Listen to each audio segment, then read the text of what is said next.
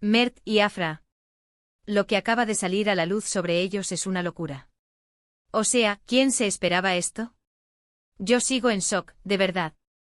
Estábamos todos ahí tranquilos, viendo cómo iban las cosas con ellos, que si se aman, que si se pelean, lo normal, ¿no?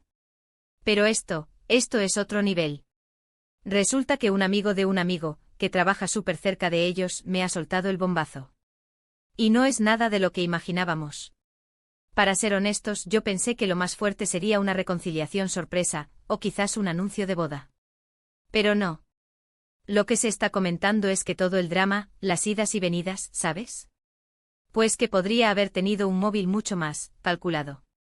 Sí, como lo oyes. Que no ha sido todo tan improvisado como parecía.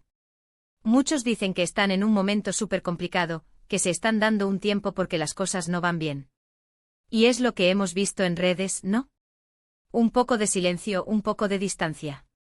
Pero, ¿y si esa distancia es parte de un plan mayor? Mi intuición me dice que hay algo más que un simple corazón roto o una discusión pasajera.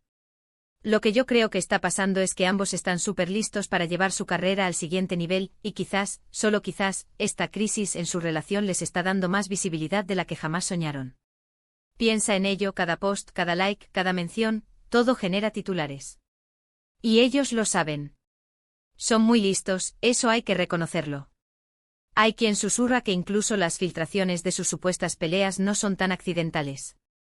Que alguien, o ellos mismos, están jugando con la prensa para mantener el interés.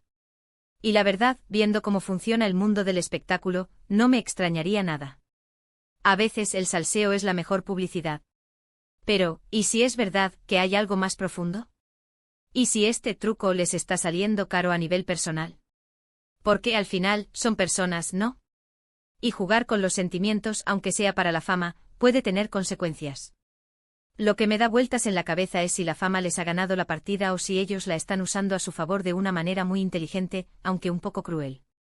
La verdad, me da mucha curiosidad ver cómo evoluciona todo esto. ¿Será que al final este supuesto juego les une más o los separa definitivamente?